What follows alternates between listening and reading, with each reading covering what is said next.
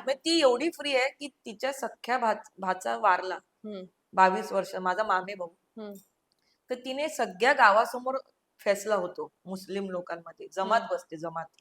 आणि मग तिची बायको होती त्याची, म्हणजे माझी ती वहिनी, ती फक्त 21 वर्षांची होती आणि तिला 2 मुलं होती लहान, नुकतेच झालेली, 1 वर्षाचं आणि 2 वर्षाचं असं काहीतरी. हम्म, हम्म, तर जमात मध्ये हा हिचं काय करायचं, मग ती प्रॉपर्टी काय करायची, मग सोन्याचं काय करायचं, हे बोलणं होतं. तर माझी आई मोठी ना, तर तिला विचारलं की तुला काय वाटतं की काय.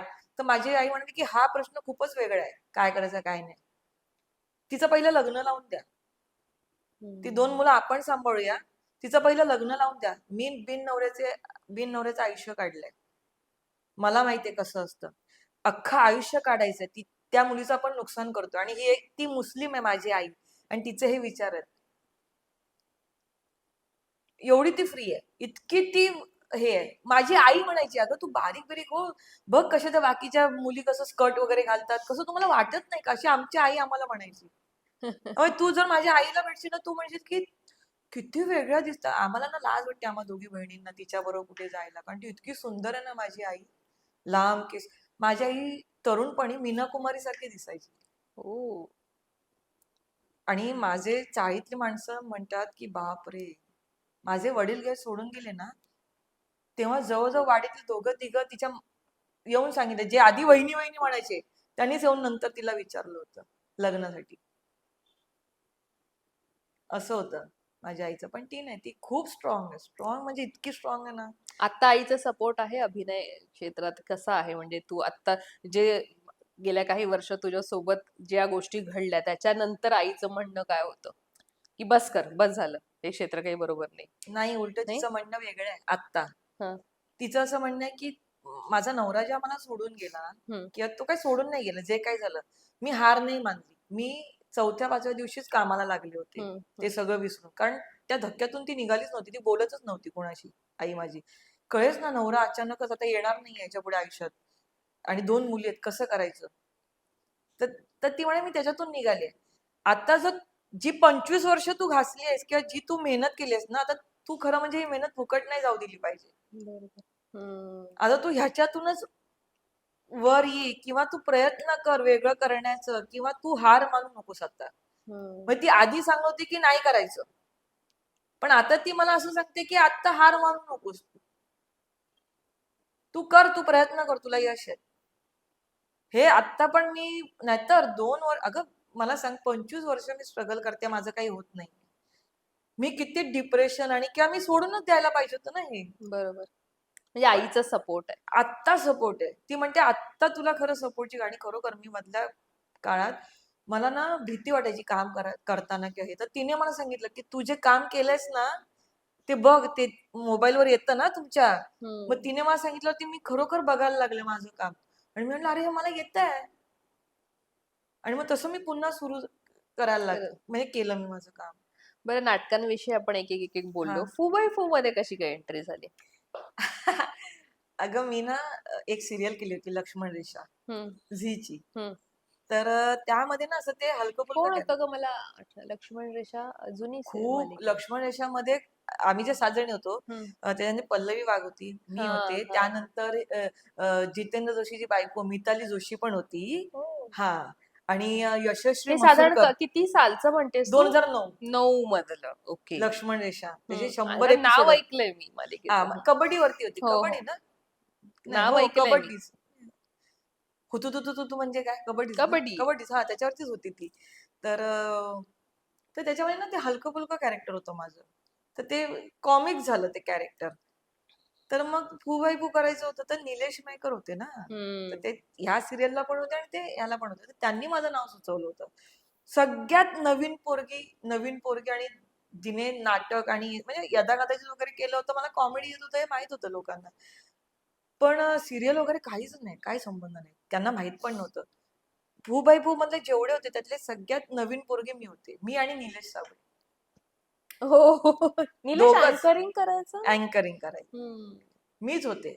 वयाने पण लहान आणि अनुभवाने पण लहान. मीच तू होते. आणि दिगंबर नाही कशी जोडी होती ना? हो, आमच्या आणि दोघांची. बरेच म्हणजे सीझन तुम्ही ती बदलली की नाही, नाही, नाही, नाही. तुम्हीच होतात?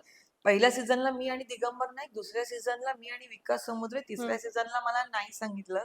मला कारण दिलं की तू सलग दिसतेस त्या स्लॉटला. हम्म. फुबाई फू 2, त्यानंतर एकापेक्षा एक अप्सरा आली, त्यानंतर मग परत फुबाई फू. तर मग पण त्यांनी काय केलं चॅनलने, ते मध्ये मध्ये मला गेस्ट अपीअरन्स साठी बोलवायचे थर्ड अच्छा. सीझनला. हम्म. आणि नंतर मग नाही झालं. फुपाई फूचे आठवणीतले चांगले किस्से आपण बोलूया. काही हा आहेत का सीझनचे? नाही, चांगले किस्से आहेत ना. ते मला एखाद दोन सांगशील की अरे मस्त रंगलं होतं आणि छान तो हे झाला होता तुमचं स्किट किंवा असं काही काही चांगले किस्से आहेत? फुबाई फू मध्ये गमतीशीर किस्सेंपेक्षा ना मी असं म्हणेन की फुबाई फूचे अनुभव खूप मोठे आहेत माझ्यासाठी. हम्म. आणि चांगले अनुभव आहेत आणि खूपच चांगले अनुभव आहेत. म्हणजे मी तिथे जे अनुभव घेतलेत, हम्म. म्हणजे एक माणूस म्हणून तयार होणं किंवा एक कलाकार म्हणून तयार होणं ना, हे मी खरं ना फुबाई फू मध्येच झाले.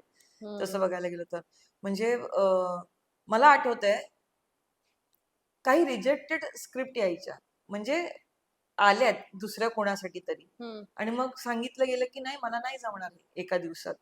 मग त्या स्क्रिप्ट माझ्याकडे यायच्या. हम्म.